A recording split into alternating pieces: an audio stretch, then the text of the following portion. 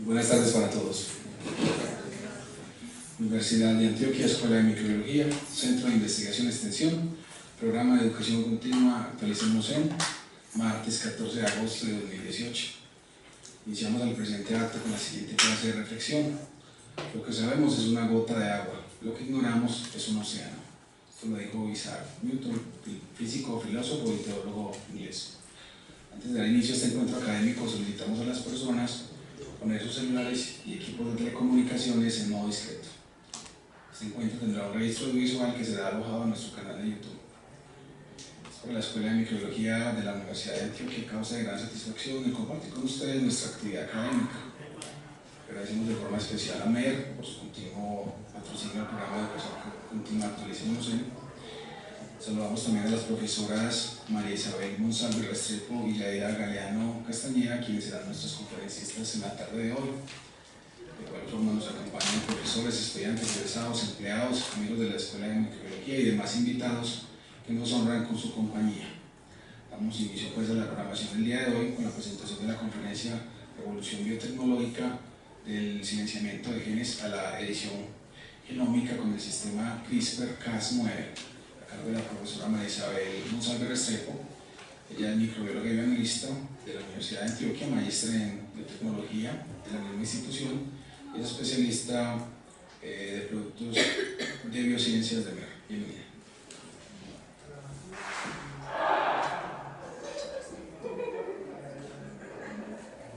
Muy buenas tardes para todos. Muy buenas tardes para todos. Muchísimas gracias por esta invitación. Para MER es un placer acompañar a las universidades en estos procesos de actualización académica, y obviamente para mí es un placer todavía mayor, pues porque soy egresada de la escuela, entonces siempre es un gusto volver a la casa. Ya me hicieron la presentación mía, entonces voy a saltarme la partecita.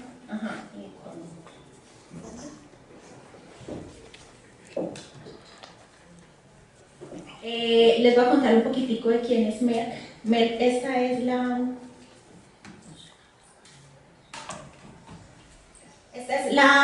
marca clásica que conocemos de Merck.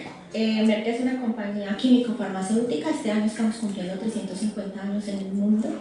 En el país estamos cumpliendo 60 años. Y a lo largo de la historia han habido un montón de adquisiciones que nos han hecho ser una empresa innovadora y vibrante. La última adquisición fue Sigma-Aldrich, que fue en el 2015, y producto de esta adquisición es nuestra nueva imagen, que entonces ustedes ven en todos nuestros productos promocionales y todo, y pues próximamente también en los empaques.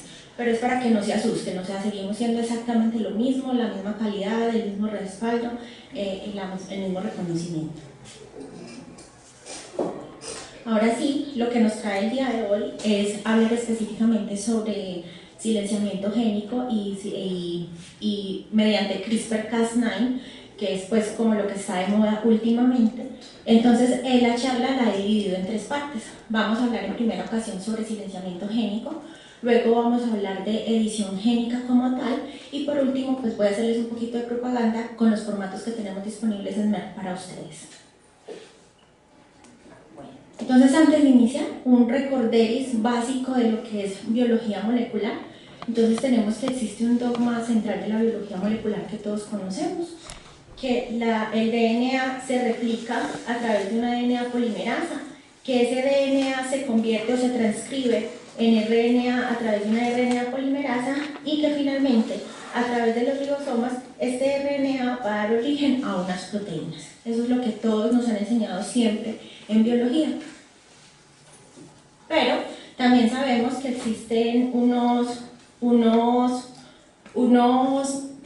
organismos, específicamente los virus, pues, que tienen la maravillosa idea o herramienta para hacer las cosas al revés. Entonces tenemos que hay algunos organismos que son capaces de sintetizar más RNA a partir de RNA, y que este RNA también lo pueden retrotranscribir a DNA, ¿cierto? Entonces todas esas cosas que la naturaleza ha hecho desde siempre, lo único que nosotros hicimos en el laboratorio fue aprovecharnos de eso que existe en la naturaleza desde hace mucho tiempo para nosotros poder llevar a cabo nuestros procesos in vitro. Entonces, existen ya, o ya vamos a entrarnos un poquito más en el tema y vamos a hablar propiamente del silenciamiento génico. Existen muchísimas formas de hacer la regulación de la expresión génica, ¿cierto? Una de ellas es a través del silenciamiento. ¿Este silenciamiento qué es? Es apagar o prender determinados genes para que se expresen, para que no se expresen ciertas proteínas, ¿listo? Y eso es lo que nos va a dar diferente que, por ejemplo, una célula del corazón, pese a tener exactamente el mismo DNA de una célula del cerebro, que su función sea totalmente diferente, ¿sí? A estas regulaciones de la expresión. Entonces, cuando hablamos de silenciamiento génico, tenemos que en el cromosoma hay un fragmento que codifica para un RNA regulador. Antes pensábamos que esto era RNA basura, que no codificaba para nada. Es cierto, no codifica para una proteína, pero codifica para un RNA que cumple una función muy importante. Entonces este RNA es un Small Hairpin RNA y se llama así porque tiene este loop en esta parte de acá. ¿Qué pasa? Cuando yo tengo este Small Hairpin RNA es reconocido por unas proteínas que hay en el núcleo y entonces luego van a salir del núcleo a través de los poros y afuera en el citoplasma van a ser reconocidos por otras proteínas. ¿Qué van a pasar con esas proteínas? Esas enzimas lo que van a hacer es romper este loop. Entonces ya vamos a obtener un RNA de doble cadena que recibe el nombre de Small Interference RNA. Cuando tenemos este Small Interference, que es una cadena de doble, que es una hebra de doble cadena, viene otra proteína que es la encargada de desenrollar esa doble hebra y entonces me va a botar una, por así decirlo, y me va a dejar otra que me va a servir como molde. Ese molde se va a unir a otro complejo de proteínas y todos juntos, es decir, el molde más las proteínas, que son estas rojitas, van a formar un complejo que se llama RISC. ¿Qué es RISC? RISC es complejo, las siglas pues en inglés es complejo de silenciamiento por Small Interference RNA. En español, más o menos eso es lo que traduce. Luego, entonces este complejo RISC va a servir como un centinela. ¿Cómo así que un centinela? Este complejo, con esta hebra que hay aquí, que es el RNA molde, va a estar buscando en el citoplasma fragmentos de RNA que sean complementarios a él. En el momento en que esos fragmentos estén en el citoplasma, entonces el complejo va a hacer que este RNA sea cortado y lo que va a resultar es un RNA que no sirve para nada. ¿Listo? Porque entonces voy a obtener un RNA mensajero que está degradado, producto de este clivaje y que por ende no va a ser capaz de producir las proteínas. ¿Listo? Entonces por eso hablamos de que hay un silenciamiento de la expresión. Es decir, la proteína o la transcripción igual se hizo, tal cual. ¿Sí? Pero ¿qué pasó? Este RNA no fue capaz de llegar hasta los ribosomas, que era donde se iba a hacer la traducción a las proteínas. Entonces, por eso es que la expresión se ve silenciada. Algo que tenemos que saber es que este silenciamiento no es para siempre. ¿Por qué? Porque en el momento en que esto tenga o que hayan RNAs mensajeros que escapen a este complejo centinela, pues ellos van a llegar igual al ribosoma y la traducción en las proteínas se va a hacer común y corriente. ¿Listo? Esto es lo que ocurre naturalmente en las células, pero como les dije ahorita, hemos encontrado la fórmula para manipular eso en el laboratorio y usarlo a nuestro favor. Entonces, ¿qué es usarlo a nuestro favor? Usarlo a nuestro favor es que yo puedo inducir a esta célula que sintetice un Small Hairpin RNA que ella normalmente no sintetizaba. Es decir, a través de un plásmido o una partícula lentiviral, yo puedo introducir eso dentro de la célula, utilizar las organelas de la célula para que ella haga todo este proceso. ¿Y cuál va a ser el resultado? Que entonces voy a obtener un silenciamiento del gen o de la proteína que yo quiero pues como trabajar en ese instante. Esto es lo que conocemos con el término de knockdown. ¿Por qué knockdown? Por lo que les expliqué ahorita. Habrán partículas o habrán fragmentos de este RNA mensajero que no logren ser capturados por el complejo RISC y por ende, pues entonces no son clivados y por ende continúan su proceso normal hacia la traducción en los ribosomas. Entonces lo que se hace es disminuir la expresión, pero no anularla por completo. ¿Cuáles son los pros y los contra de estos sistemas de silenciamiento? Muchos. Uno de ellos es que tenemos resultados variables. ¿Por qué resultados variables? Porque es difícil controlar cuántas uniones yo voy a lograr de ese fragmento o de ese complejo RISC a mi RNA mensajero de interés. ¿Sí? Eso no lo puedo saber en ocasiones. Fuera de eso, tengo efectos off-target impredecibles. ¿Por qué? Porque sabemos que existen diferentes RNA mensajeros que pueden tener una secuencia parecida al que es mi objetivo, y entonces el complejo RISC no va a ser capaz de diferenciarlos y puede modular una proteína que no sea de mi interés. Y por último, es que la inhibición es temporal, es decir, cuando yo introduzco los plásmidos o los lentivirus a la célula, el silenciamiento va a ocurrir en esas células que yo tengo ahí, pero la descendencia que obtenga de esas células no van a obtener el silenciamiento. Tendría que volverles a adicionar el lentivirus o el plásmido para poder obtener el silenciamiento. ¿Para qué me sirven estos estudios de silenciamiento génico? Para estudiar o hacer análisis de función génica, para buscar enfermedades génicas o para entender más bien enfermedades génicas, cuando estoy buscando blancos terapéuticos y para hacer mejoramiento de cultivos, si es el caso, por ejemplo, de microorganismos que sean de interés industrial. Entonces, después de los sistemas de silenciamiento génico, aparecen los sistemas de edición génica. En estos sistemas de edición génica, aquí la manipulación es directamente en el genoma. En el silenciamiento génico, ¿qué estaba manipulando?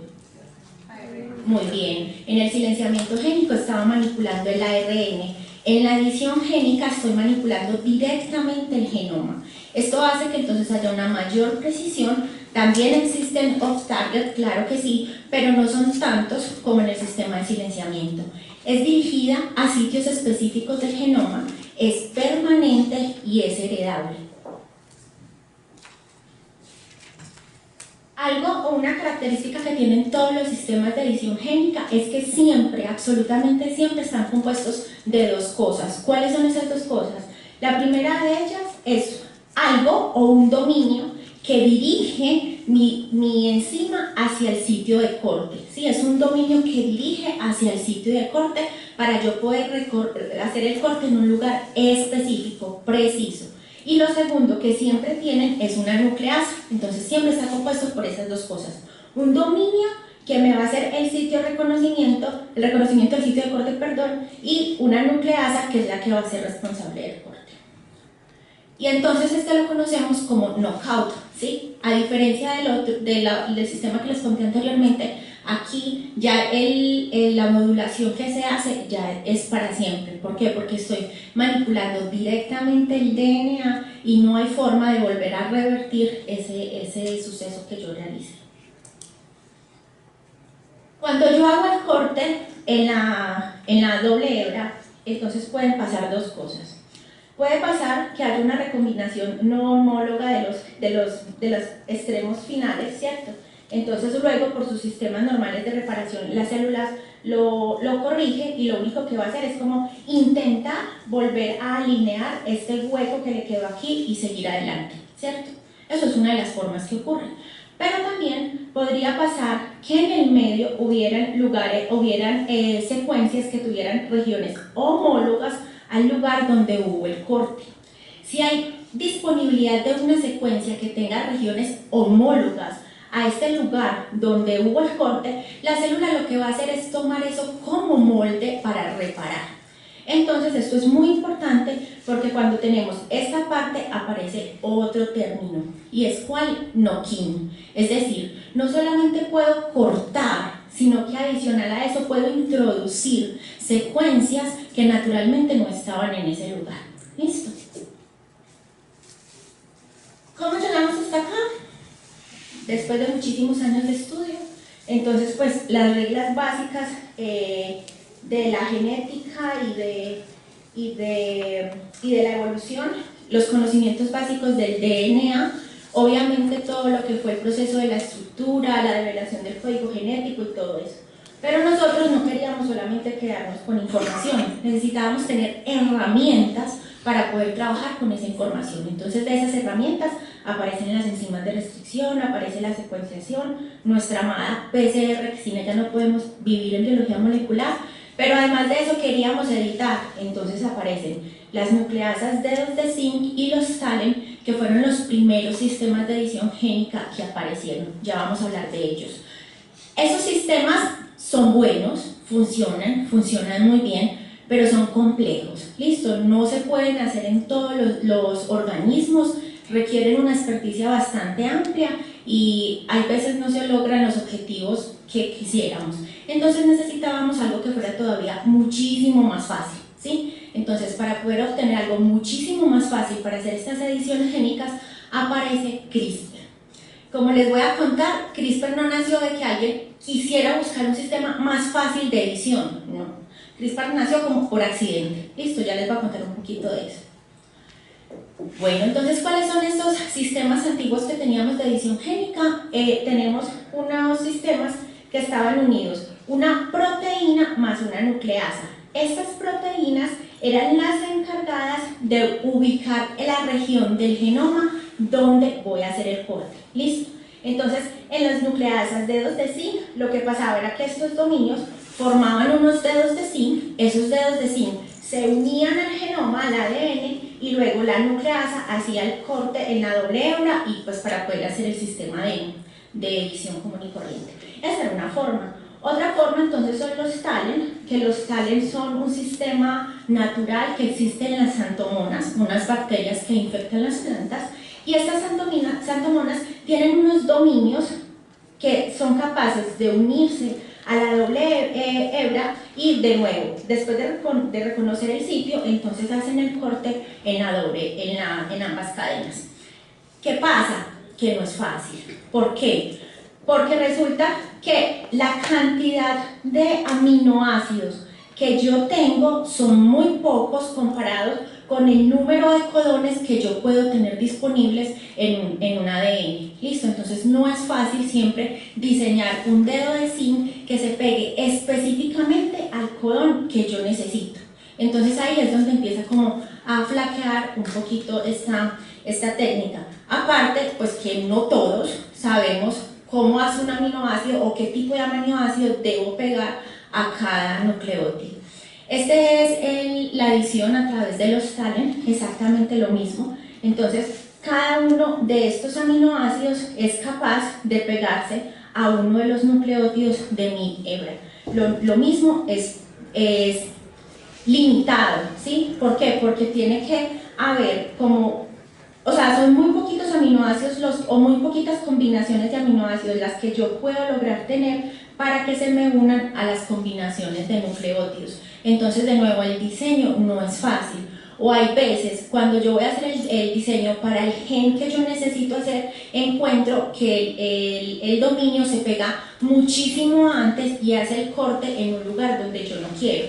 Hay veces, por ejemplo, cortando un lugar o un gen que corresponde a una proteína constitutiva y lo que voy a obtener es la muerte de la célula. ¿Listo? Entonces, aparece CRISPR como la salvación. ¿Qué es CRISPR?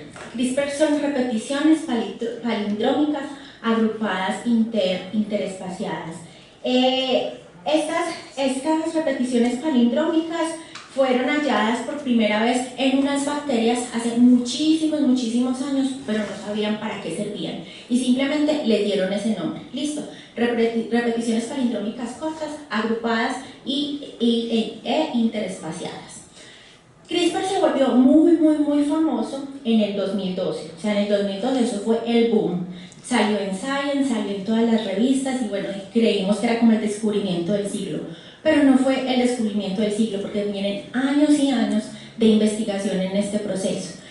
En realidad CRISPR se descubrió en 1993. En 1993 fue una persona, un estudiante de doctorado, que vio que había unas repeticiones palindrómicas que estaban presentes en un tipo de bacterias y él no sabía por qué ni para qué. A raíz de eso, entonces empiezan a haber un montón de investigaciones después para saber eso, cómo es que funciona. Y sí, finalmente en el 2012 es que logramos entender para qué funcionan y lo más importante, logramos manipularlo in vitro para poder trasladar eso que unas bacterias hacen de forma natural a otros sistemas eucariotas.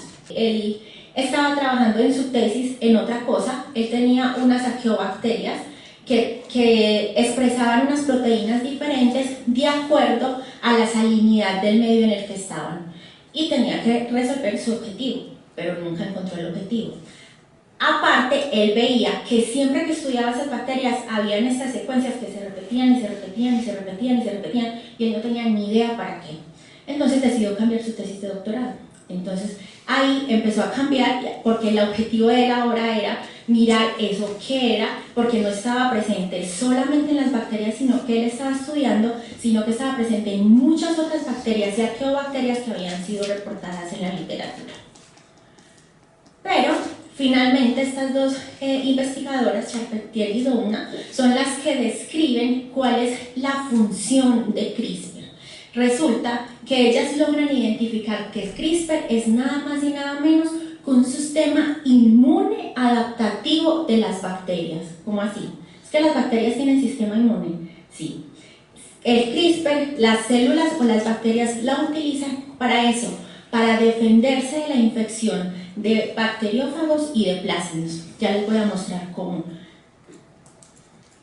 Pero luego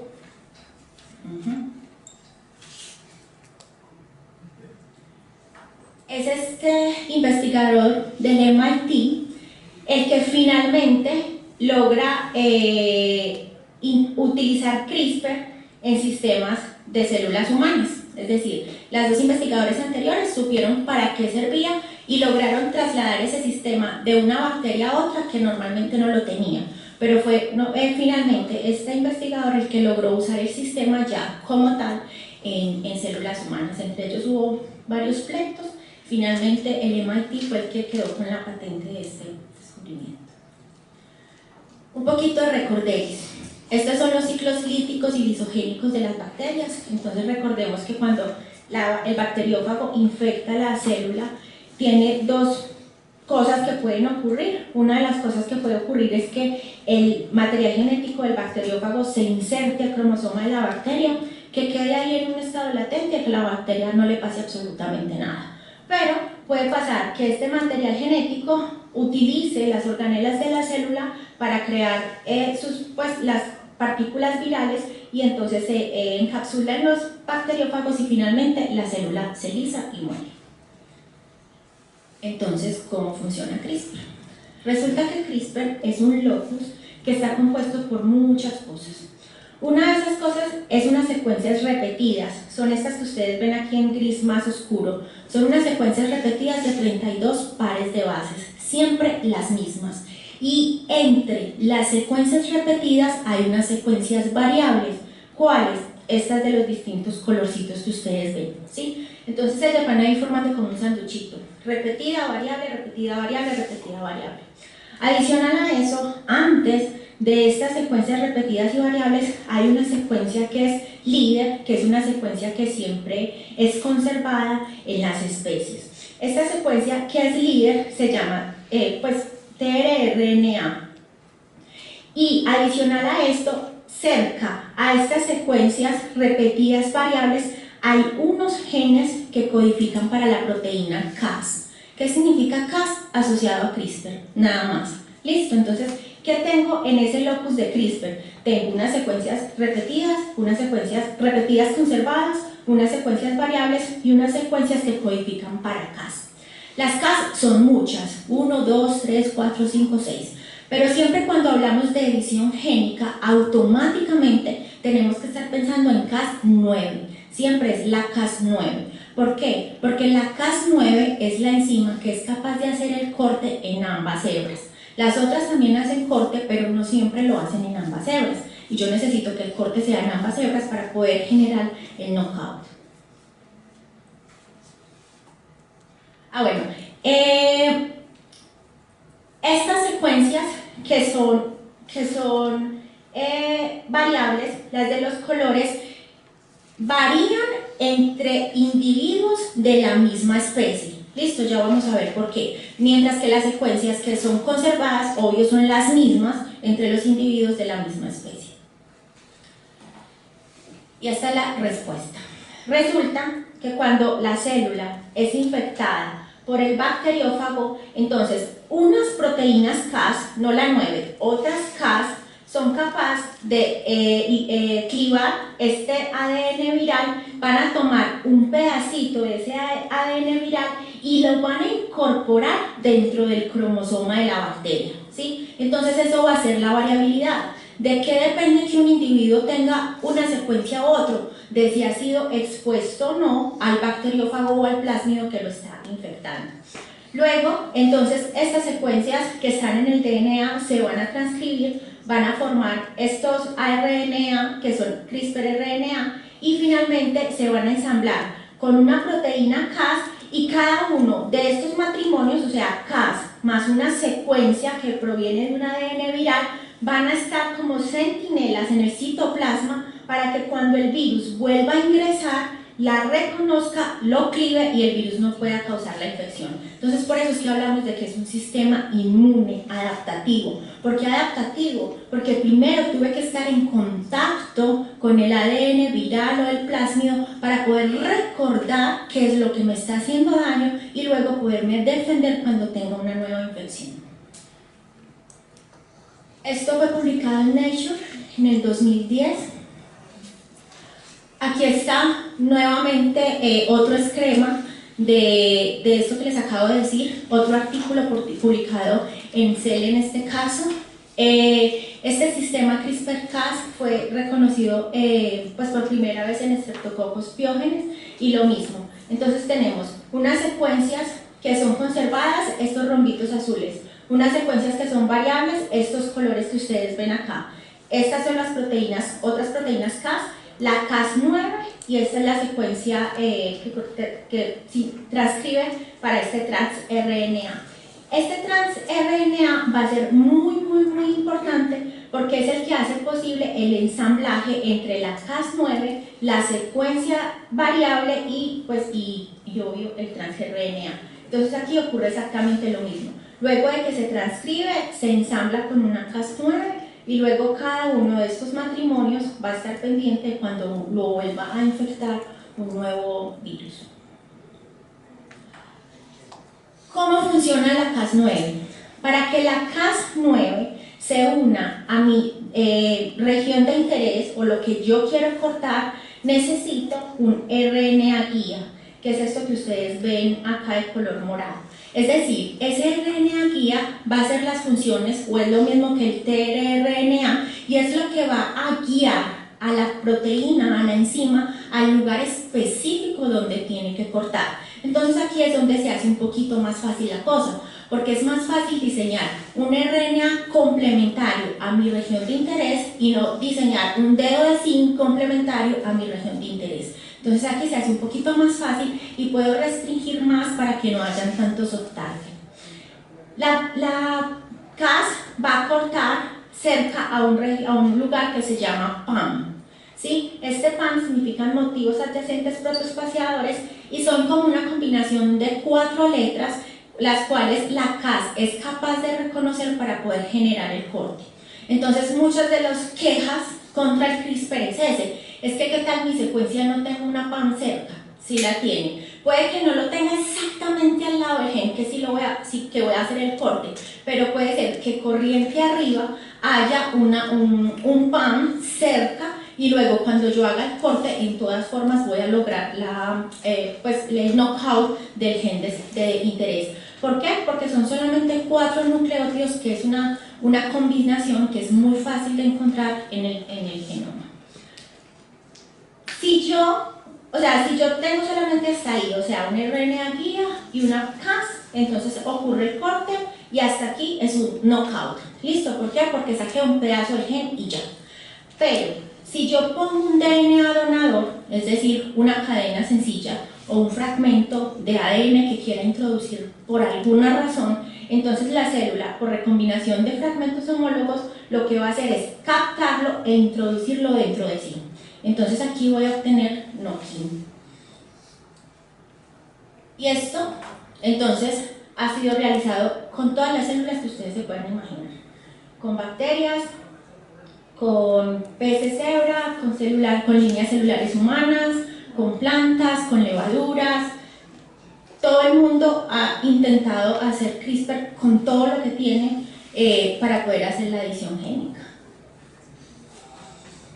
¿Cuáles son los beneficios de CRISPR? Entonces me permite hacer las dos cosas si fuera mi interés. Puedo hacer knockout y knock-in. Es un sistema mucho más simple que los sistemas anteriores porque es fácil diseñar un RNA que sea homólogo a mi secuencia de interés y porque me permite corregir mutaciones específicas como les voy a mostrar ahorita a continuación en uno de los estudios. ¿Cómo lo puedo hacer? En el laboratorio, de muchas maneras.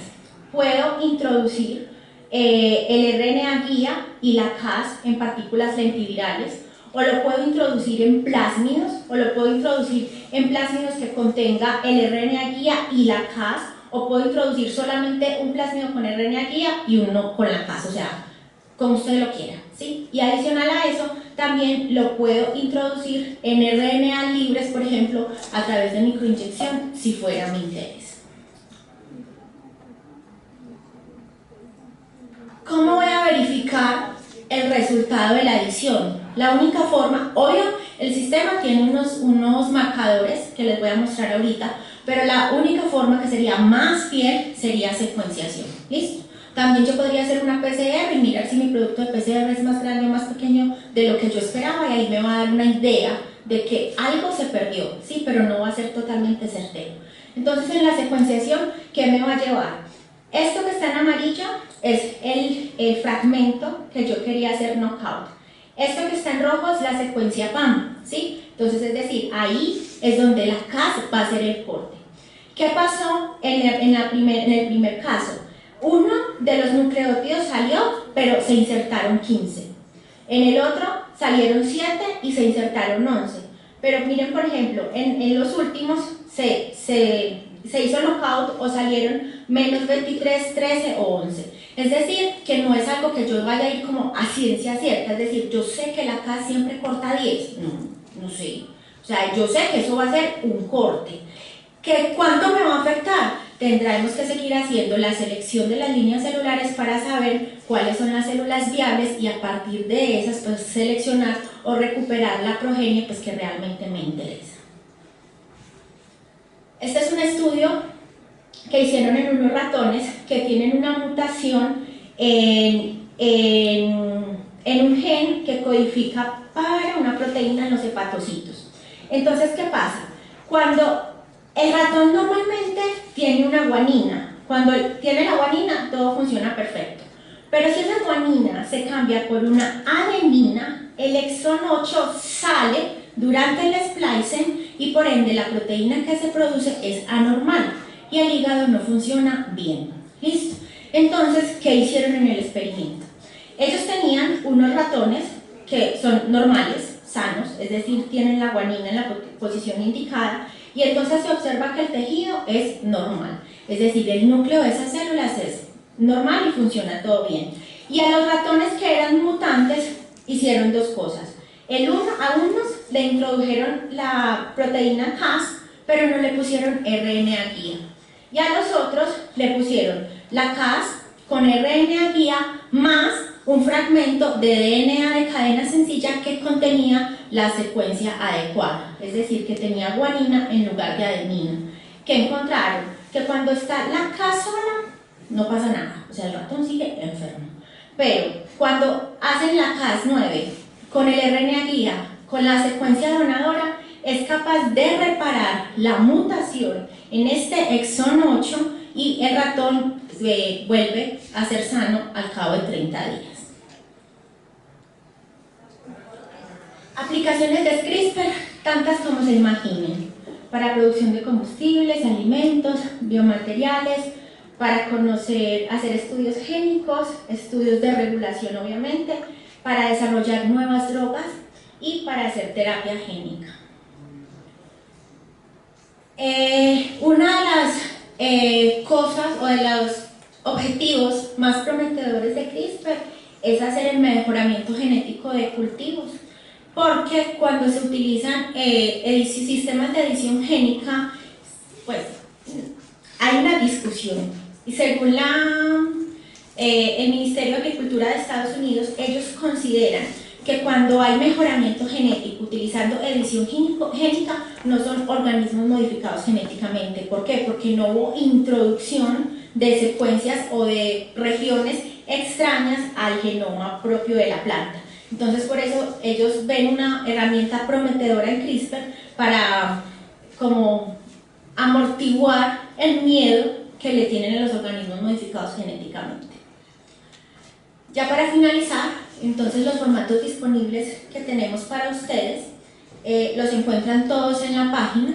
Tenemos sistemas para hacer knockout, knockdown, knockout y obviamente sistemas de validación.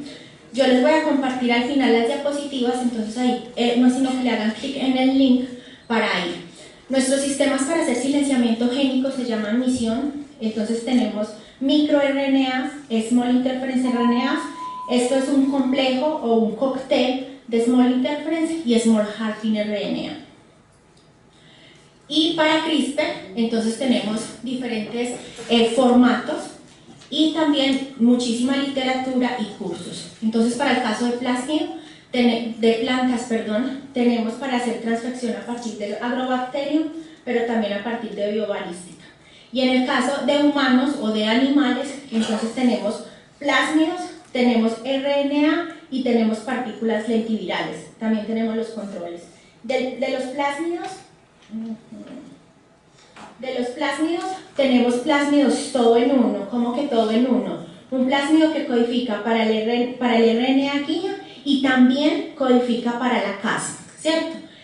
Tiene dos proteínas indicadoras, verde fluorescente o rojo fluorescente, la que ustedes prefieran. Tiene el promotor T7 para que esto se pueda llevar a cabo y el U6.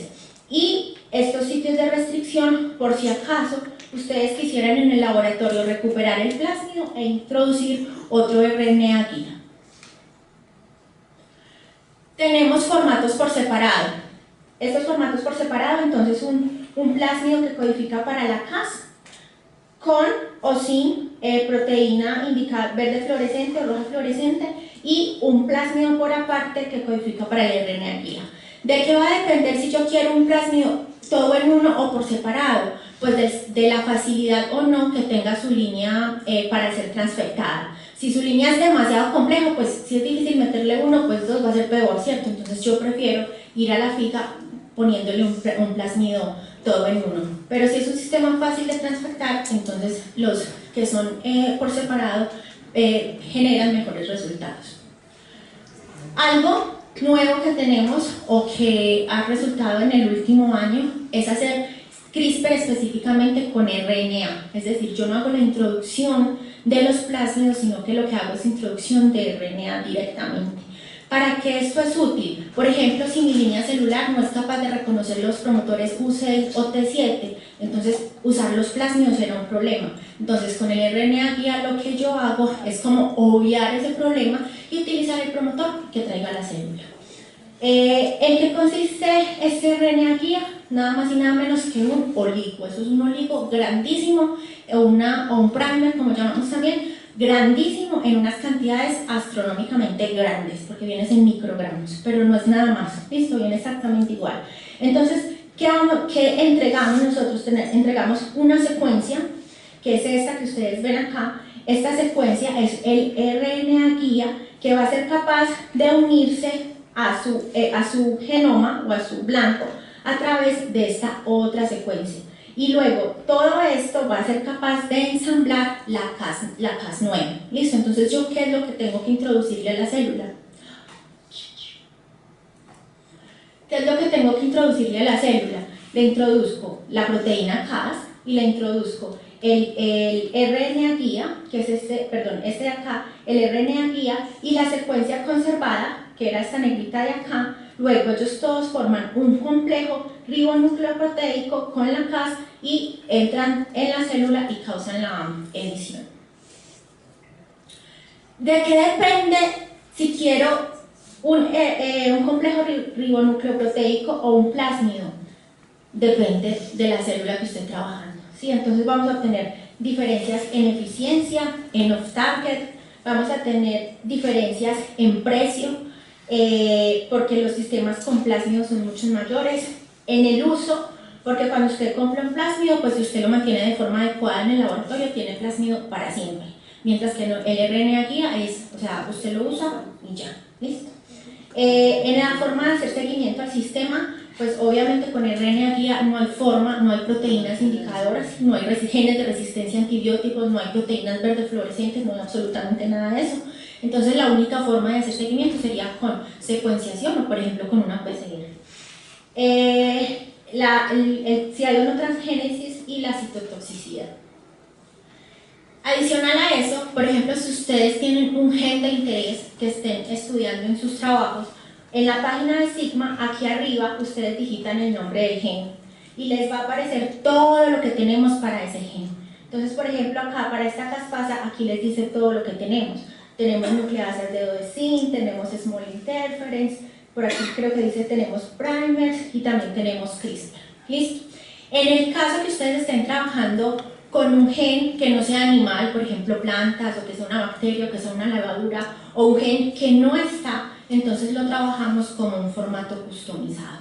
¿Qué les entrega Sigma? Sigma les entrega el diseño de los RNA guías, entonces nosotros entregamos a ustedes una propuesta, ustedes solamente nos dicen cuál es la secuencia, obvio el genoma tiene que estar secuenciado completo, o si ustedes lo tienen secuenciado pues nos lo deben facilitar a nosotros y nosotros entregamos a ustedes las opciones de RNA guía que serían útiles para hacer CRISPR. Ya para finalizar, adicional a CRISPR, entonces tenemos todo lo que necesiten para hacer purificación de RNA, purificación de DNA, para hacer PCR y retrotranscripción, PCR en tiempo real, incluida la síntesis de sondas y oligos con un tiempo de entrega de 10 días hábiles. Tenemos también todo lo necesario para hacer cultivo celular, silenciamiento de genes y knockout, que era lo que estábamos hablando, y inhibición de proteínas. También todo lo que es cultivo celular, medios de crecimiento, sueros, líneas celulares, equipos como citómetros de flujo y los plásticos para hacer cultivo. Para hacer análisis de proteínas, todo lo que es expresión, cuantificación, purificación. Y finalmente, esta es una invitación para que se inscriban a la página de Sigma. Esta inscripción en la página de Sigma no les va a traer publicidad, no les va a traer nada de propaganda. Lo que les va a traer es información sobre cursos, sobre concursos, sobre congresos, sobre nuevos productos o ese tipo de cosas. Y en este link que les dejo acá pueden ingresar como a un Learning Center que nosotros tenemos, en el cual hay diferentes programas. Entonces hay workshops, hay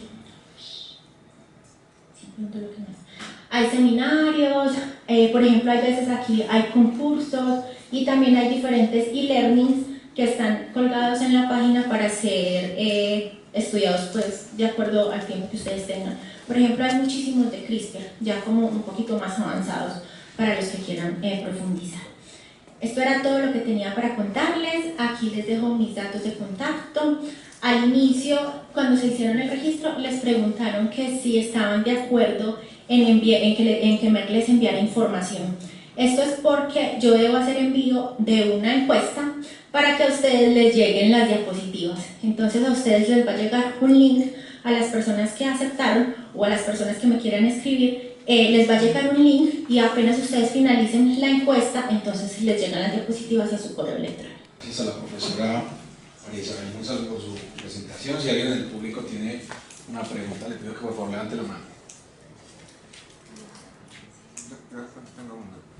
Al final en los servicios contados, pues va a depender también de la secuencia génica que uno quiera pues hacerle un RNA para que se adhiera y ese tipo de cosas. Pero el servicio más o menos, ¿cuánto cuesta? ¿En qué rango está? O sea, hacer el diseño del RNA guía no tiene ningún costo. Listo, ustedes nos mandan la información y pues nosotros hacemos el diseño y eso. Y ya luego el costo de lo otro depende de lo que desees comprar. Entonces, por ejemplo, si deseas comprar plásmidos, los plásmidos cuestan en promedio $500, más o menos. Y si deseas comprar RNA, pues no me acuerdo en este instante, porque depende de la longitud del RNA guía que desees sintetizar. Es igual que un primer, igualito. Entonces, depende de eso. Listo, gracias. Buenas tardes. Le solicitamos diligenciar la evaluación de la actividad y entregarla al finalizar el evento en la entrada al auditorio. Para esta segunda parte de nuestro Actualicemos, contaremos con la conferencia metagenómica de las comunidades bacterianas intestinales de vectores de malaria, a cargo de la profesora Yadira Galeano Castañeda. Ella es microbióloga analista de la Universidad de Antioquia, es candidata a doctora en biología de la misma institución. Es investigadora del grupo de microbiología molecular de la Escuela de Microbiología de la Universidad de Antioquia. Profesora, bienvenida.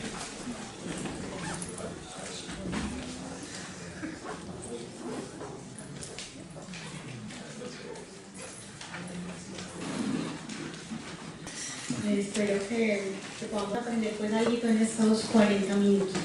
Como les dijo Diego, soy del grupo de microbiología molecular de la Escuela de Microbiología y el tema se trata de las comunidades bacterianas de los mosquitos anófeles, que son estos vectores de malaria.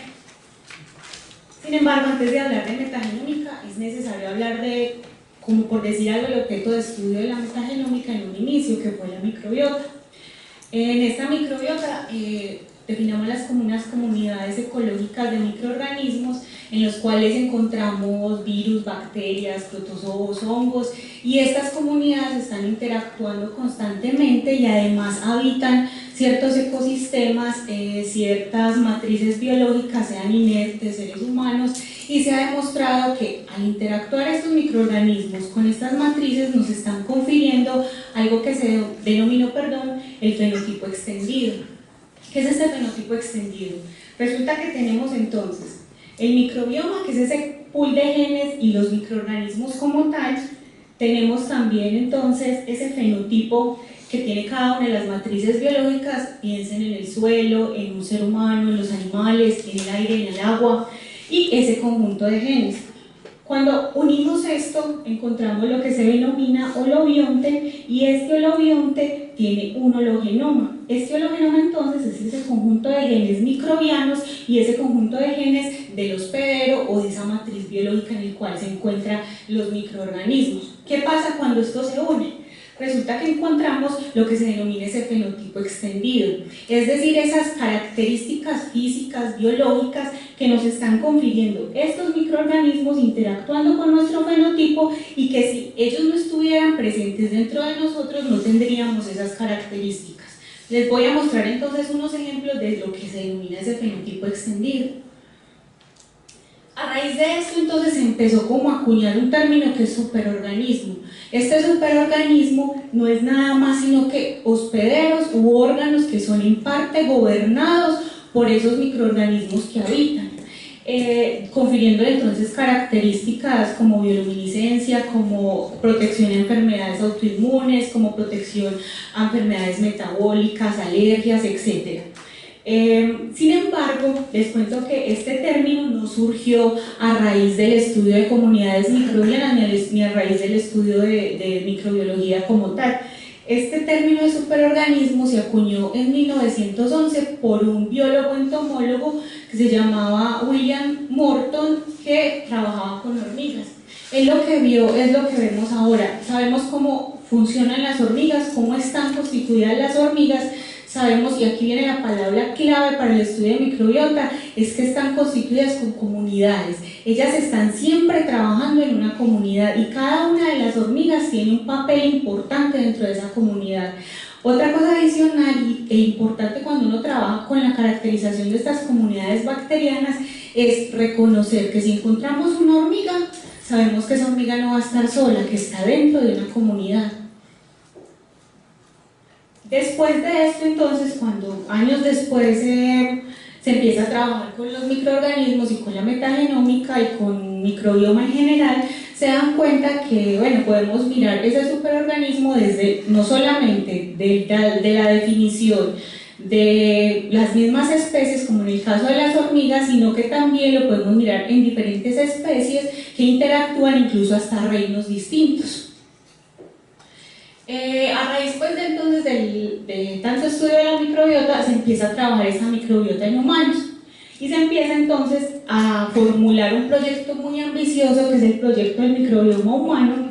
Esta es la página, la pueden consultar y ahí se deposita toda la información genómica de microorganismos y estudios a partir tanto del gen 16S, que es como el gold standard para la caracterización de bacterias, como los estudios a partir de metagenómica, es decir, de los genes completos.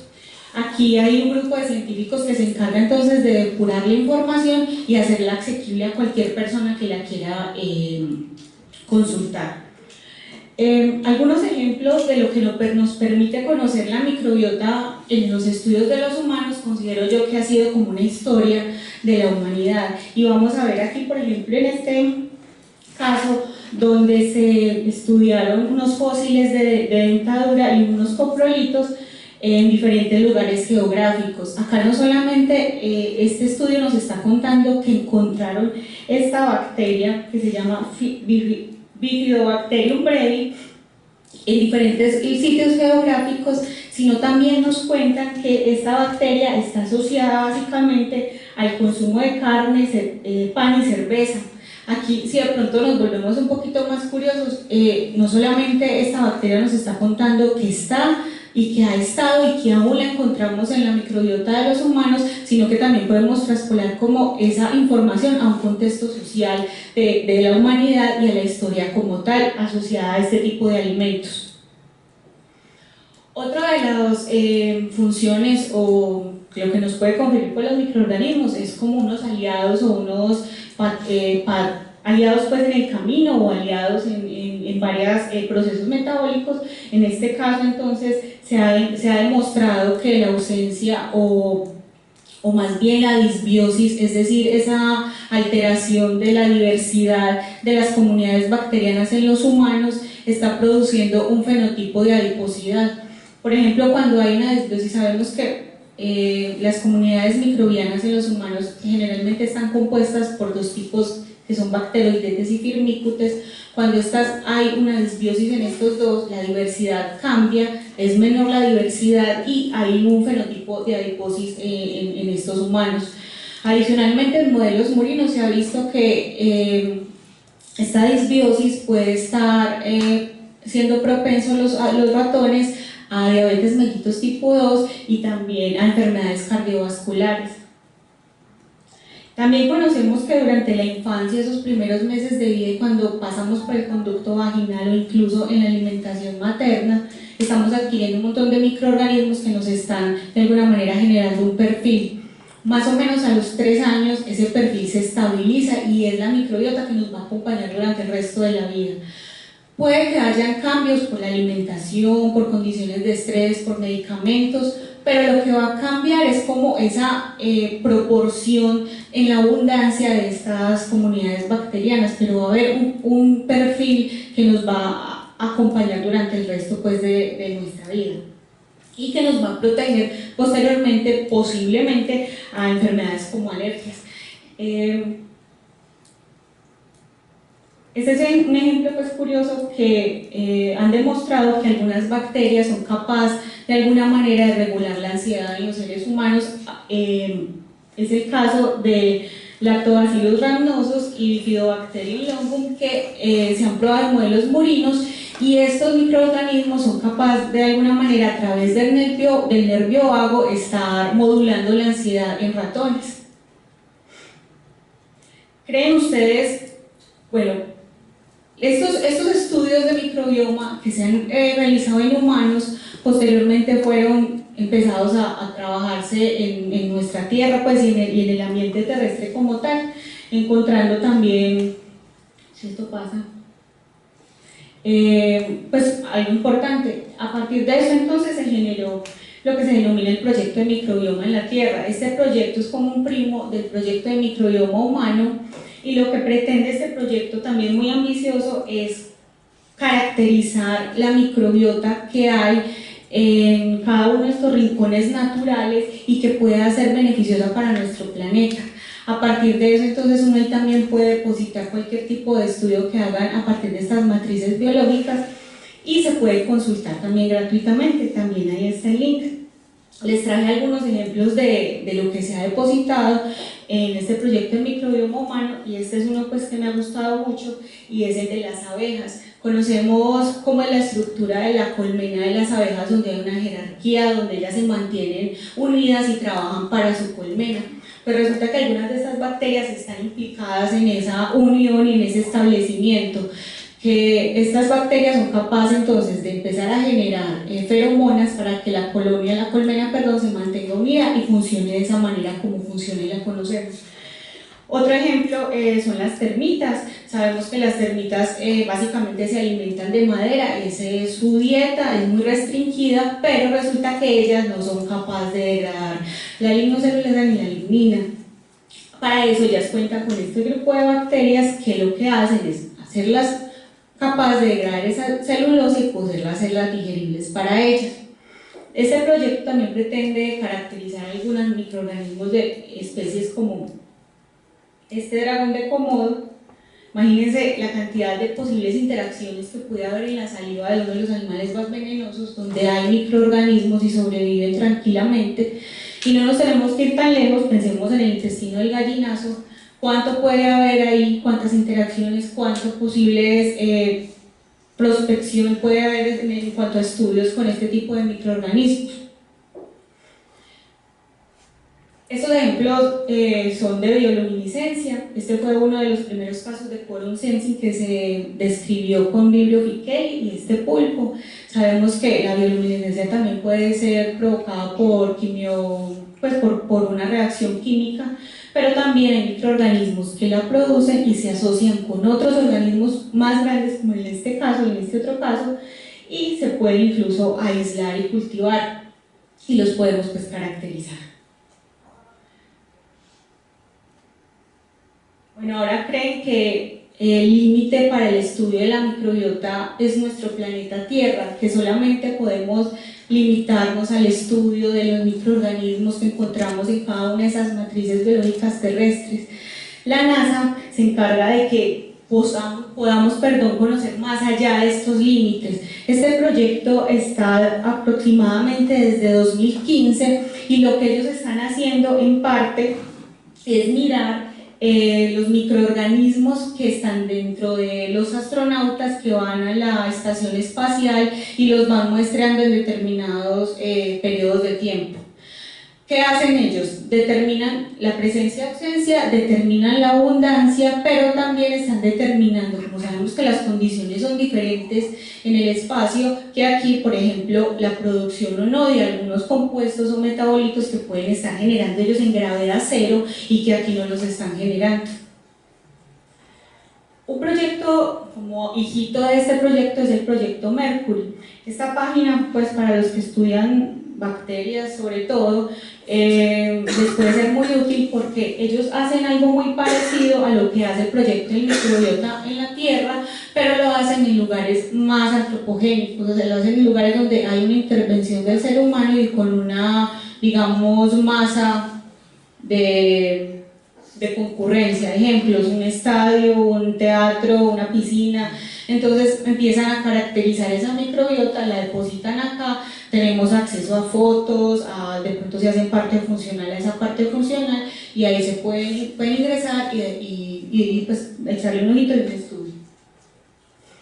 Ahora, pues como para entrar ya en detalle, piensen, cada uno se puede parar en el lugar que quiera de esta imagen y ponerse a pensar entonces en cuántas posibles interacciones hay en un centímetro de esa imagen, en la piedra, en el agua, en el musgo, en una hoja. Sabemos que esas bacterias constantemente están haciendo algo, están compitiendo. ¿Cuántas guerras se pueden librar en un centímetro cúbico de agua? Yo les aseguro que en 1 centímetro cúbico de esta agua pueden haber más batallas que las que hubo en el Egeo en las guerras médicas. Y piensen también que esos microorganismos están defendiendo su comunidad, ellos no están causando un daño ni están pensando en generar resistencia para matarnos a nosotros, sino que simplemente ellas están defendiendo su comunidad y están tratando de sobrevivir y de mantenerse como comunidad. Ahora, piensen en todas esas interacciones y traspolen a este bichito. Este es el mosquito anófeles, es capaz o es el encargado más bien de transmitir la malaria, de poder aportar los parásitos Plasmodium, permitir que dentro de él se dé un cambio y así entonces poder transmitir este parásito a las poblaciones humanas. En Colombia tenemos 3 especies principales y entre esos están Anopheles albimanos, que fue el que yo me encargué de estudiar estos 5 años, y a partir de eso entonces se realizó pues la caracterización de la microbiota de este mosquito. Sin embargo, todas esas potencialización que se da de la microbiota con respecto a los organismos, en Anopheles se ha comprobado, estas bacterias también son capaces de ayudar al mosquito de cierta manera. Entonces, de los estudios que ya se han comprobado, está este. Piensen, por ejemplo, pues en este mosquito escuálido, pero cuando le ponemos unas bacterias, no todo tipo de bacterias, este mosquito se puede convertir en lo que se puede denominar un supermosquito. Pero este supermosquito no lo piensen como ese mosquito que es capaz de transmitir más eficazmente la malaria o que es capaz de matarnos. No, este mosquito es un mosquito que simplemente también está pensando en conservar su propia especie. Entonces, uno de los ejemplos es esa protección a la digestión. Ustedes se han preguntado de pronto en algún momento cómo hacen esos organismos hematófagos para poder digerir la sangre. Pensemos desde el mito hasta la realidad. Y porque conocemos también que ese metabolismo de la sangre causa un estrés oxidativo y ese estrés oxidativo causa un daño celular.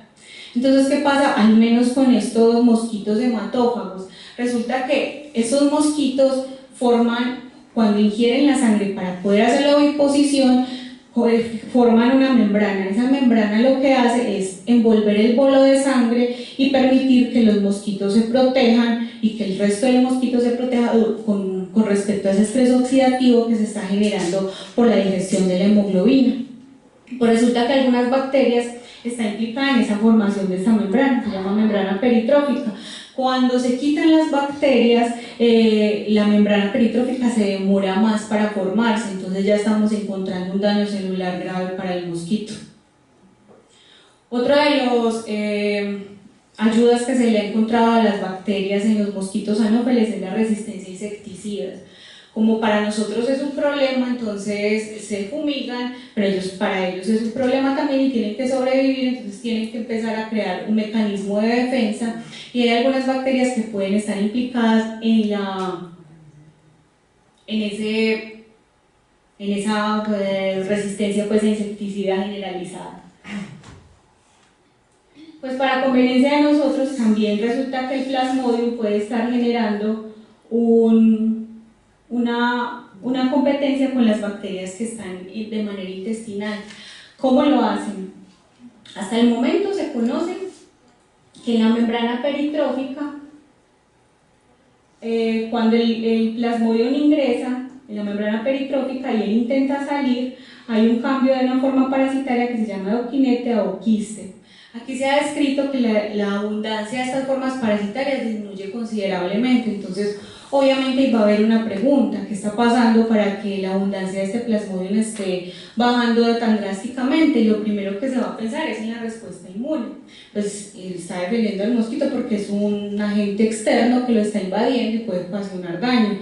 Pero también sabemos que esa abundancia es tan alta que el mosquito por sí solo y el sistema inmune innato no sería capaz de contrarrestar y causar esta disminución tan drástica. Entonces, bueno, ¿qué puede haber ahí implicado que esté ayudando al mosquito? Pues se pensó en la microbiota bacteriana y en estas bacterias otra vez. ¿Cómo lo hacen? Como están en el mismo lugar, obviamente ellas van a empezar a competir, tanto por ese espacio y por nutrientes. Cada quien va a querer sobrevivir y va a querer estar en su comunidad. comunidad. Viene un organismo foráneo y ven las bacterias, simplemente no, pues hay que acuñar todo lo que tengamos, hay que competir y hay que salvarnos. Hay una activación de la respuesta inmune que es en contra del Plasmodium, pero que es generada por las bacterias. Y hay una generación directa de compuestos que pueden ser tóxicos para el parásito. Se han descrito algunas, esto es como ya el momento del chisme, pues no, pero es verdad. Enterobacter, por ejemplo, SPZ, se ha descrito que esta bacteria es capaz de tomar, pues que estar en el mosquito y activar la respuesta inmune del mosquito por medio del SRPN6, que es un componente importante de la respuesta inmune innata del mosquito. Conocemos también que Serratia es como la superbacteria que está ahí, que puede estar colonizando al mosquito y permanecer así estén otras bacterias. Ella entra, se establece, se disemina, puede causar un efecto dentro del mosquito. Si la sacamos, ella causa un efecto fuera del mosquito. Entonces, ¿qué estamos mirando ahí? Que Serratia puede estar, por ejemplo, tomando parte del mosquito, por ejemplo, un metabolito, o activando la respuesta inmune, pero cuando la sacamos, ella también está matando el Plasmodium. Entonces, podemos inferir que ella también puede producir algún metabolito que lo esté matando.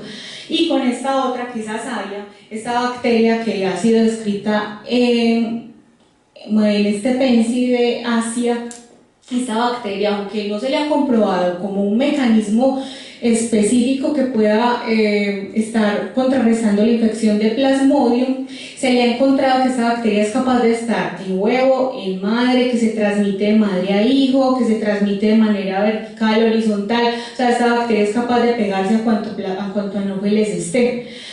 Pero a pesar de que estas bacterias ya están descritas y las tenemos en mosquitos de Gambi de África, y Asia, Pensi, a mí, ¿quién me va a garantizar que cuando yo coja una de estas bacterias a los mosquitos de acá van a ejercer el mismo efecto? Ahí es donde les digo, piensen en que estamos trabajando con comunidades bacterianas y en cualquier tipo de estudio eso va a ser importante. Son comunidades que tienen sus interacciones y si usted trae un organismo foráneo, ¿qué va a pasar? ¿Qué le pasó a los Estados Unidos cuando invadió Vietnam? ¿Qué le pasó a los alemanes en Rusia? Lo mismo puede pasar en estas bacterias. Tenemos que conocer el terreno, tenemos que saber con quién nos enfrentamos. Entonces, por eso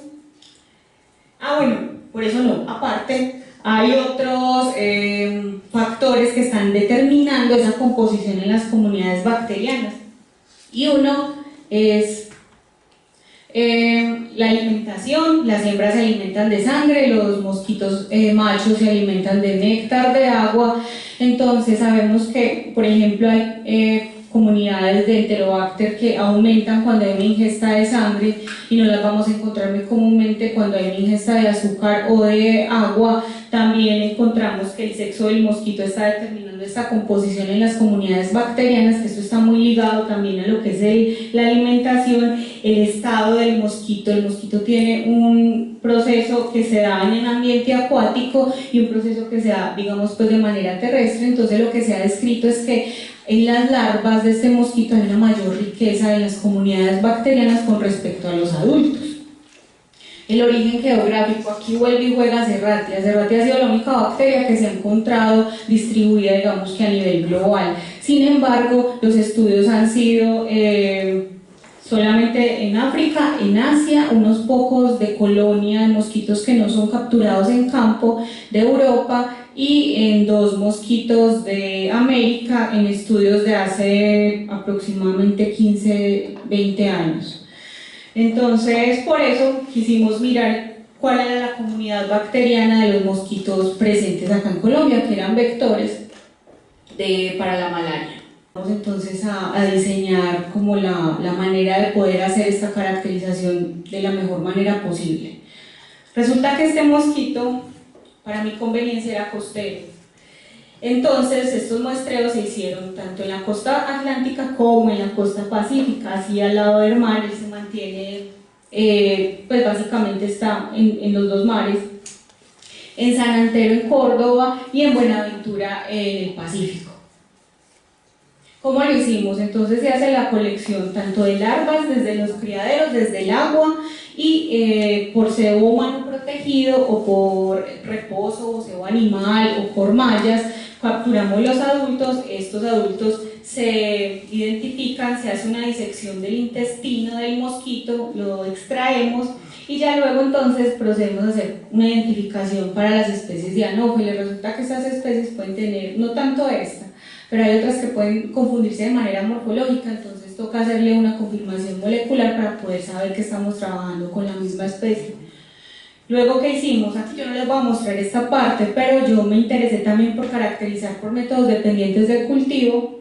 Entonces las aislamos y les hicimos unas pruebas bioquímicas y morfológicas para hacer entonces una secuenciación por Sanger del gen 16S y adicionalmente entonces trabajé un DNA total y a este DNA total lo caractericé por medio de una secuenciación masiva. Les voy a mostrar entonces qué hay para hacer este tipo de estudios de secuenciación masiva. Yo sé que ya han escuchado, por ejemplo, de pirosecuenciación, está el Ion Torrent, está Illumina, cada uno de estos, pues, yo les digo, siéntanse tranquilos y trabajan en el laboratorio de ustedes con cualquiera de esos, pues es lo que hay que trabajar con eso.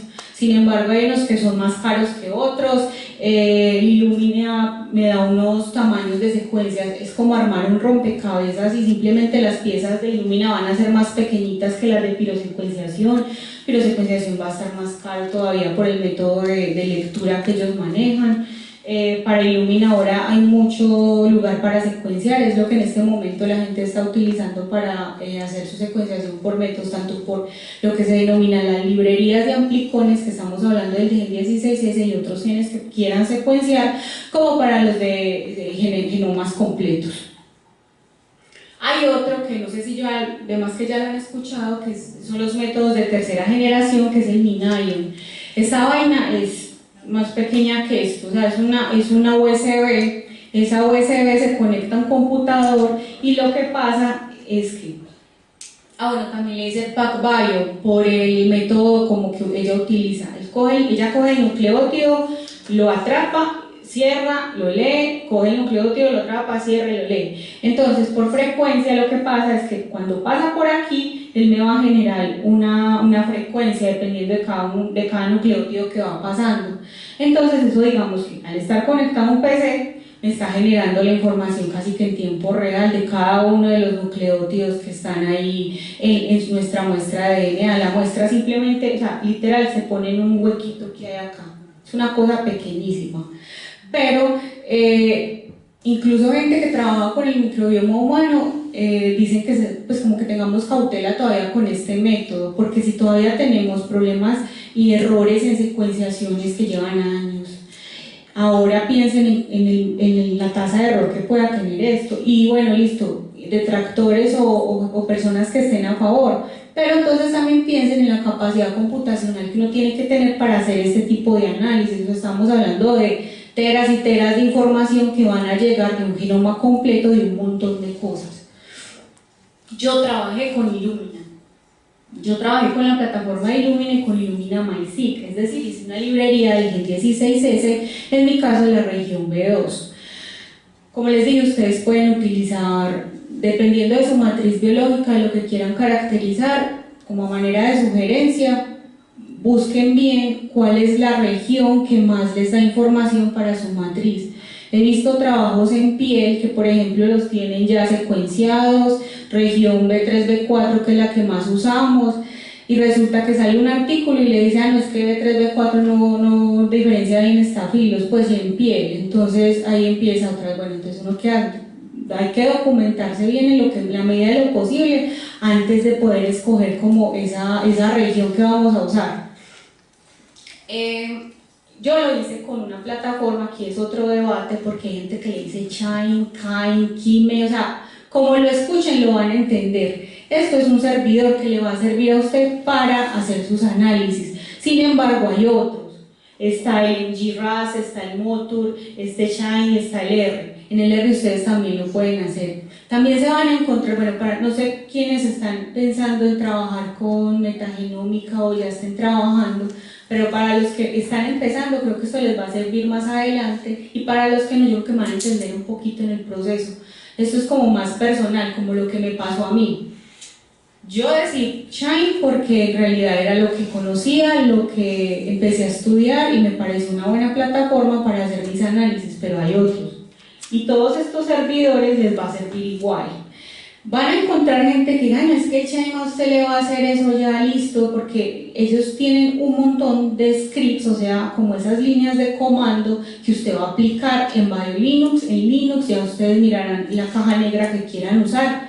Entonces, resulta que un señor que se llama Pulmer en 2015 cogió como, bueno, ustedes están peleando mucho por cuál es el que más funciona, entonces miremos cuál funciona mejor. Entonces cogió estos servidores, cogió un pool de datos del genoma humano y los analizó. Es lo mismo. Encontró diferencias entre Enterobacterias y Moraxellacea, que son dos familias, pero cuando se pudo mirar que esas diferencias Packer no eran significativas.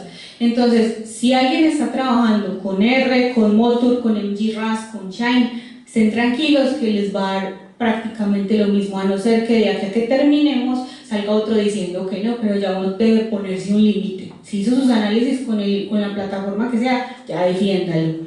En el caso del Shine, que es el que yo más conozco, hay una versión nueva. Yo trabajé con la versión 1 y ya hay una versión 2 que está vigente desde enero de este año. Esta versión me parece que va a ser como más amigable. Tiene más scripts, incluso tiene en este momento un método de normalización que está ahora funcionando mucho mejor que otros, y también tiene una interfaz gráfica, entonces como que va a ser más fácil para los que estén interesados pues en hacer los análisis de metagenómica. Sin embargo, el hecho de que sea fácil no nos permite que nos confiemos. Ellos a usted le dicen claramente, yo le doy a usted un script por defecto, pero usted es el único responsable de saber qué datos tiene y qué respuesta es la que se quiere dar a nivel biológico. Si usted no conoce eso, pues eso no es culpa del programa ni de la plataforma, es culpa de uno. Entonces es como, bueno, empiecen a empezar como a mirar qué quiero responderme y cómo lo voy a modificar. Este es otro problema con el que me enfrenté. Entonces resulta que cuando yo hice mi pasantía ya casi hace 2 años, en el momento había un método de normalización de datos que era la rarefacción. Yo creo que estas curvas, para los que han visto algún artículo de microbiota, la han visto pues en algún momento de la vida. No es que sea mala, no es que esté incorrecto, pero McMurdy en 2015 que, sacó un artículo donde decía literalmente: la rarefacción como método inadmisible para la normalización de datos de matriz pues, de metagenómica. Ella explica por qué, pues si lo quieren leer, ahí se llama McMurdy 2015. Entonces uno fue, pucha, entonces ¿qué hago? Tengo un montón de datos que tengo que normalizar ya, entonces no normalice. Y el no normalizar, pues sabemos que eso, pues como así, no normalizar. Entonces empiece a buscar a ver cuál es el método que más se le acopla. Yo encontré muchos, pero según mis datos está el DEXEC. De este DEXEC hay 2 versiones, la 1 y la 2, ya mirarán cuál se le acopla más. Esto funciona muy bien para muestras pequeñas, y hay otro que se llama ANCOM. Este es pues ya el nombre completo, pero lo encuentran como ANCOM, y que está acoplado tanto en el Shine 2, también lo pueden descargar en R. Este también está, este conductor también está para R, y para Shine también está. Tienen que tener mucho cuidado con el Python que utilizan y tener pues como en cuenta todas esas cositas, sobre todo que están trabajando siempre con comunidades bacterianas, y ustedes van a hacer las conclusiones a partir de eso. Ustedes, es como esa teoría que dice que todo está en todas partes y que nadie está solo. Ahí también la bacteria, o sea, más que en la bacteria se aplica. Entonces, a partir pues como de ese calvario y esa odisea de qué hago, qué no hago, cómo lo hago, ya por fin se obtuvieron esos resultados, y lo primero que se obtuvo, acá van a ver 2 barras. Estas barras representan a San Antero en la costa atlántica y representa a Buenaventura en la costa pacífica. Entonces, cada uno de estos colores indica un género de bacteria, y el tamaño, la abundancia de ese género dentro de cada una de las comunidades. Lo primero que se ve ahí de colores, no necesitamos saber nada, y es que son diferentes. O sea, Enterobacter, por ejemplo, es la que más está abundante en San Antero, aunque está en Buenaventura, está en menor proporción, y otras como Bacillus y Staphylococcus se encontraban mucho en Buenaventura. Vemos también que hay más riqueza en Buenaventura que en San Antero. Esto es en larvas y en adultos, en el intestino de las larvas y en los adultos. Entonces, como lo lógico es mirar por partes y luego juntar, para mí, lo hice aparte también. Esto es un análisis que a partir de un algoritmo que se llama PGMA, y esta vaina se llama un heatmap. Esto, cada una de estas barritas así chiquiticas es un espécimen, y los colores me están indicando como la abundancia del género de bacteria que están ahí. A simple vista vemos también diferencias, tanto en las larvas como en los adultos de cada una de las localidades. Vean este pedazo aquí blanco, esto quiere decir que ni Staphylococcus ni algunas especies de Bacillus están presentes en San Antero, pero sí las encontramos en Buenaventura, al igual que para los adultos. Torcelia es una bacteria que se ha descrito mucho en mosquitos anófeles, incluso la primera fue Torcelia anophelis, y empezamos ahí a ver otras bacterias que se han descrito en otros mosquitos de otros lugares. Cuando yo quise entonces mirar, bueno, qué tan distintas en realidad son mis comunidades bacterianas, hice este análisis. Ese es otro punto donde uno tiene que frenar. ¿Y usted qué quiere mirar? ¿Qué hay, qué no hay, o qué hay de cada cosa? Por ejemplo, para los estudios de microbioma humano, sabemos que tienen Bacteroidetes y Firmicutes. ¿Usted quiere saber qué hay Bacteroidetes y Firmicutes, o quiere saber que hay una abundancia disminuida o la diversidad está alterada? Entonces ahí es pensar, bueno, ¿qué voy a utilizar? La plataforma, todos esos en GRAS, Motor y todo eso le va a decir a usted, utilice este para esto, o busque pues también, y ya dependiendo de lo que usted quiera saber, entonces se va a dar su respuesta. Cada una es dependiente de su respuesta, de su pregunta, perdón. Entonces, ¿qué encontré? Que esto lo muestra primero en 3 dimensiones. Este es un PCOA a partir de un análisis de abundancias que se llama Orey-Curtis. Este análisis me dijo que tanto San Antero como Buenaventura, o sea, las comunidades bacterianas que yo obtuve, tanto larvas como adultos, eran diferentes en más de un 60%, y que esas diferencias eran explicadas por el lugar de muestreo en que yo lo colecté. O sea, hay una correlación entre el lugar de muestreo y las diferencias que están en esas comunidades bacterianas. Estos hay que validarlo, yo lo validé con un test que se llama Adonis, ahí también van a empezar a encontrar, bueno, usted Permanova, Adonis, en fin, un montón, ustedes ya mirarán cuál usan. Yo usé Adonis, y Adonis me dijo, esté tranquila que esa diferencia es estadísticamente significativa, o sea, esas diferencias que yo encontré en mis comunidades muy posiblemente están correlacionadas al origen geográfico de esos mosquitos, al lugar, a la localidad, al lugar de muestreo. Este es el análisis que lo arroja en 3 dimensiones, sin embargo uno lo pasa a 2D y se ve mucho mejor, pues se ven las diferencias más marcadas y se ve tanto Buenaventura como San Antero separados y ven pues más del 60%, aquí solo muestra 2 dimensiones. Si yo hago estos box plot a partir de las matrices de distancia que me genera ese análisis que se llama Orey-Curtis, yo miro que es más diferente cuando los mosquitos vienen o de San Antero o de Buenaventura que entre sí. Acá encontramos entonces con respecto a las abundancias en términos de familia de bacterias, encontramos otra vez una diferencia en los adultos, donde Enterobacteriaceae era la más abundante, y en Buenaventura se comparten entre el 24 y 26% más o menos las familias Staphylococcacea, Bacillacea y Enterobacteriaceae.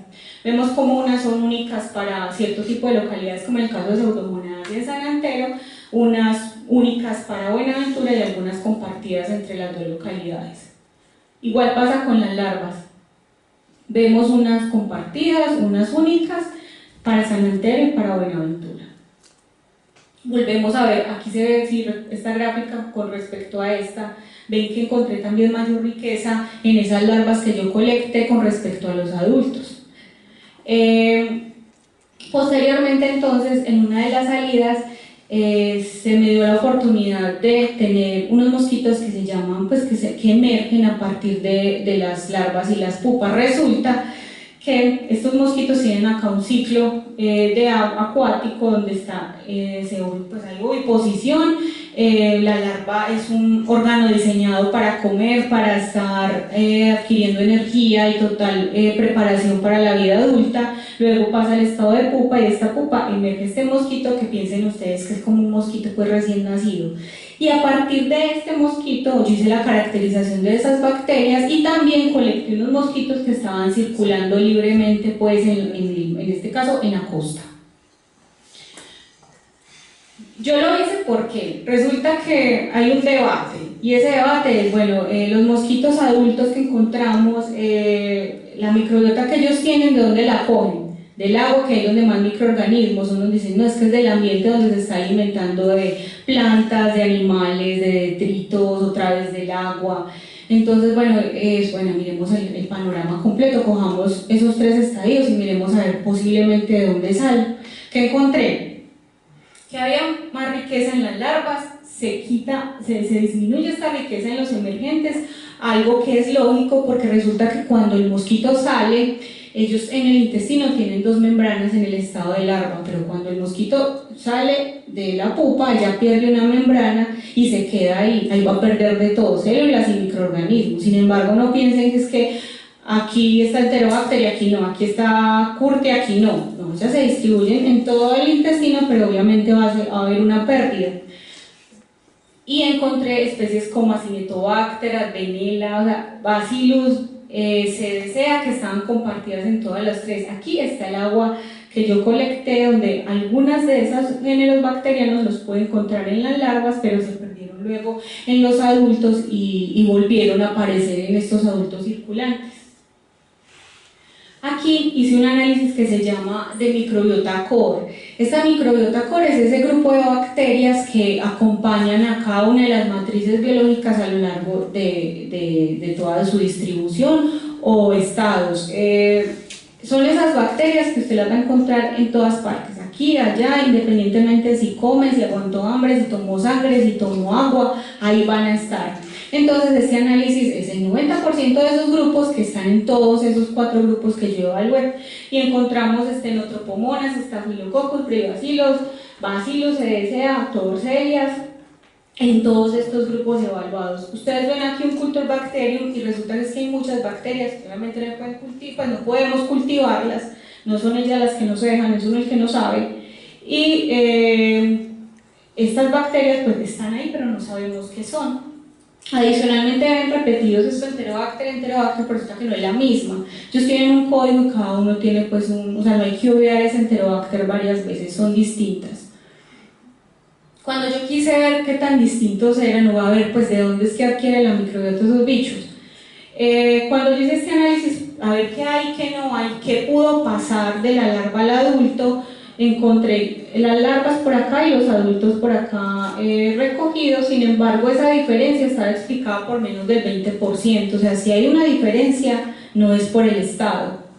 Y cuando lo validé por el Adonis me es estadísticamente significativo. Cuando yo hice entonces el análisis por abundancias, que también es un Bray Curtis, encontré este grupo acá de todas las muestras y estos 2 adultos y me lo explicó por más de un 80%. Entonces, ¿hay diferencias o no hay diferencias? Si yo hice la prueba de Adonis y me dijo, esa diferencia que usted encontró ahí y es debida al estado, no es estadísticamente significativa. Entonces, ¿qué puedo decir yo? Que posiblemente esa microbiota del adulto esté siendo adquirida en este ambiente acuático. Por ejemplo, si ponemos este caso y lo pasamos a nosotros, ¿qué vemos con los seres humanos? Esos 3 primeros años de vida son los que adquirimos nuestra microbiota.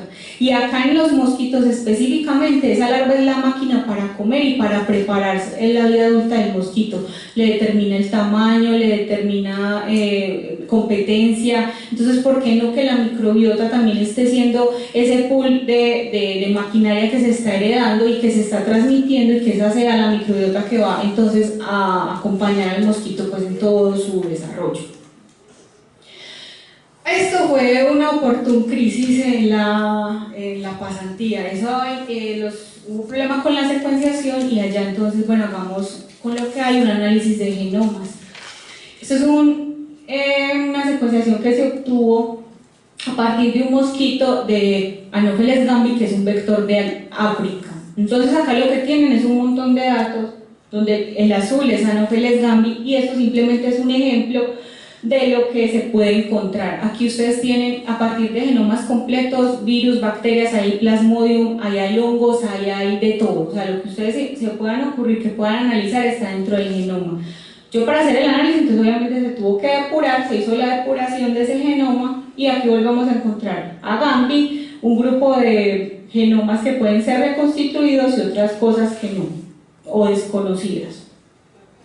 Cuando yo hice la similitud con lo que hay reportado en la base de datos, me di cuenta que esa bacteria o esa bacteria que yo quise como coger y analizar era muy parecida a otra Enterobacter que habían reportado en un mosquito de Anopheles gambi en 2012 que la denominaron Enterobacter AG1. Entonces, bueno, pues tenemos la misma bacteria, vamos a ver qué de nuevo le encontramos o cómo reconstituimos ese genoma. Cuando yo tomé entonces y mis compañeros de laboratorio en la pasantía tomamos los genomas de varias bacterias y hicimos un alineamiento y hicimos este árbol, encontramos que esta dichosa bacteria que yo había encontrado, que era parecida a una que habían reportado como nueva, no hacía clúster con Enterobacter, sino con otro género de bacteria que se llama Cedesea. Cuando hicimos este análisis de similitud, Cedesea puede ser Cedesea neterio, la Pallei, pero es una Cedesea. Y aquí es como otra vez un pare y es tener mucho cuidado cuando uno reporta, en este caso, o sea, 16S, ser consciente de cuál es el límite de 16S, género o especie, y por qué.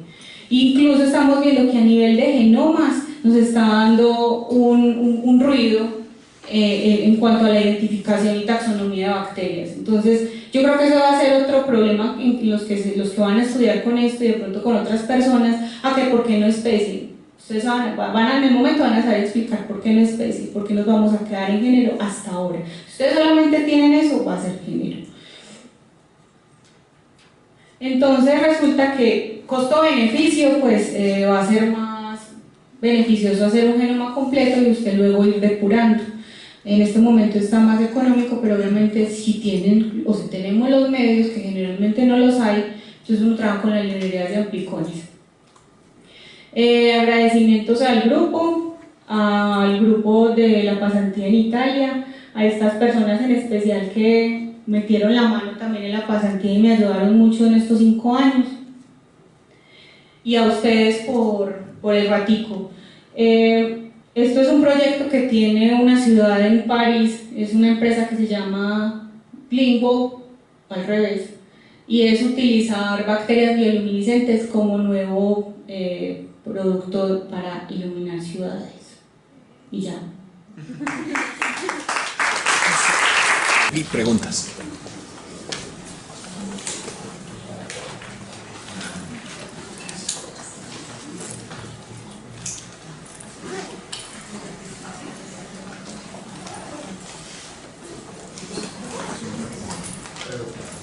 Buenas noches, mi nombre es Luis. Excelente presentación, grandísima, me encantó mucho. Pues la primera que te quería preguntar era acerca de qué implementaste para obtener la microbiota core, cómo la obtuviste tú, cómo fue el proceso. La segunda pregunta es sobre si lograron estimar capacidad funcional y diferenciar capacidades funcionales dentro de los diferentes estadios del átomo. O sea, con capacidad funcional, pues me refiero a las capacidades metabólicas que tienen los clusters dentro del microbioma, ¿cierto? Y ya luego, pues al final cuando me respondas, de pronto todavía un comentario sobre Sí, mejor me olvida. Bueno, la primera era cómo hice la microbiota core. Todos los análisis los hice en la plataforma de Chan. Ahí le dan la opción a usted, trabaje de 50 en adelante. Al 50%, yo tengo el script, pues yo no lo recuerdo, pues si lo necesitas yo te lo puedo pasar. El script del 50 al 90, ya uno decide. Sin embargo, hay una definición que sacaron hace como 1 mes y medio y es que se define con más del 90%. Sin embargo, yo afortunadamente voy a tener el 90%. Pero Pero entonces es hacer ese script a partir del core del 90%, o sea, cuántas de esas bacterias que yo encontré están en más de un 90% en todos los grupos que uno evalúa. La segunda es funcionalidad, ¿cierto? La funcionalidad yo no la hice. Con el Gen 16 hay muchos detractores de hacer funcionalidad, porque sabemos pues las características del gen. Sin embargo, por si necesitas, hay un programa que se llama PyCross. Ese programa está ahí en la plataforma del Shine, o también lo puedes descargar, y ese PyCross te da una inferencia funcional. A partir de genomas es más aceptable, pero si es a partir de 16S pueden usar ese que se llama PyCross, así como se escribe, como se escucha. ¿Se me escucha, cierto? Sí. Bueno, ¿con qué base de datos comparas tus secuencias de 16? Hay varias, ese es otro problema. Porque particularmente reportan que SIPA, a pesar de ser la más pura, presenta sesgos, es cierto, por la intervención humana. También está Green Genes, que es relativamente curada, la base de datos de la NCBI, y dependiendo con la que uno compara, uno puede tener como un número gigante de bacterias incultivables sin identificar y también con malas identificaciones. Entonces, pues eso sí es como un consejo por lo que me ha pasado a mí. O sea, si uno se pone a pararle bolas a todo el mundo de lo que quieren y de lo que dicen, se va a volver loco. O sea, usted coja sus datos y mire cómo puede responderse mejor la pregunta que tiene. Yo en mi caso, a mí me funcionó muy bien Silva. Si yo hacía Green Gene, me quedaban muchas bacterias sin identificar. Y miren que aquí me quedaron un montón de Incultor Bacterium o desconocidas, otras en matrices, otras eran el 80%, por ejemplo, en un mosquito. Entonces, hacer el ensayo, pero está Silva, está Green Gene, está RDP, también lo usan. Yo en mi caso utilicé Silva.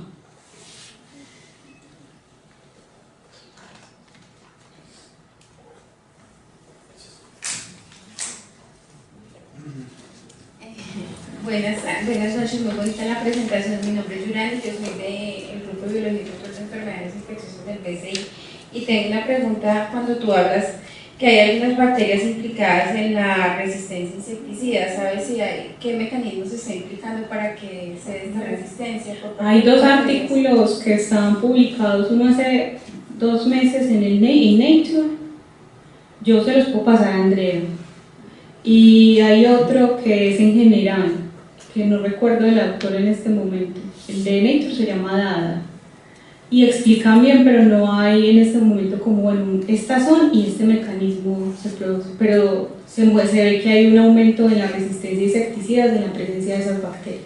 Eso les puedo pasar a Andrea. Gracias.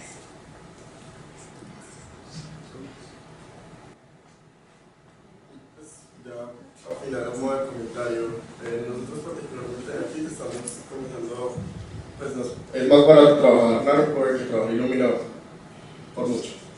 Es para la parte de microbiomas, estamos tomando Nanocore y estamos analizando los datos de diferentes bacterias para poder ver precisamente en comparación con Illumina cómo nos va para microbiomas. Y hemos encontrado que en realidad nos iría mejor. Incluso podemos obtener más capas de datos que las que podemos obtener con Illumina, por ejemplo. Ahora mismo nuestro foco es el metaepigenoma, ¿verdad? ¿Cómo poder coger la secuenciación de metagenómica y poder extraer a partir de inferencias estadísticas con metil 6A, metil 6A, ver qué genes están prendidos y apagados en un ambiente?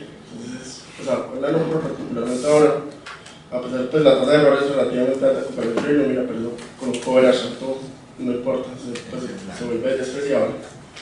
Entonces, pues como comentario, en realidad para la opción de microbiomas da más capas de información, es más barato y puedes incluso meter más muestras. Nosotros para secuenciación de 16S, Si no masivo, ¿no? exacto, para secuenciación de 16S incluso estamos pensando coger por celda, por correr 3 muestras y fácilmente dentro de las 3 muestras podemos correr 96 barcodes y eso pues, es un bulto de datos en realidad. Entonces, como Sí, es mucha comentario. información.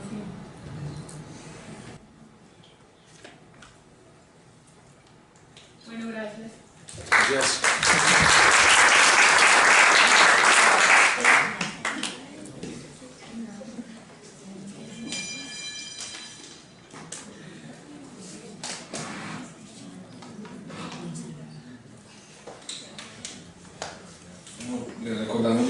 la evaluación de la actividad y entregarla al finalizar el evento en la entrada del auditorio.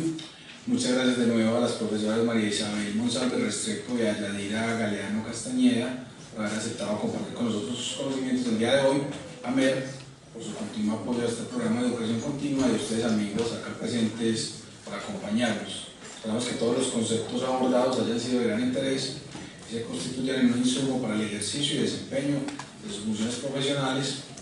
Nos esperamos el próximo martes 11 de septiembre en este mismo lugar. Estaremos hablando sobre el diagnóstico de enfermedades renales. Recuerde visitarnos en nuestro sitio web microbiología.uda.edu.com y seguir nuestras redes sociales donde podrán encontrar noticias, eventos y actividades de la Escuela de Microbiología. Que tengan una feliz noche. Muchas gracias por venir. Gracias.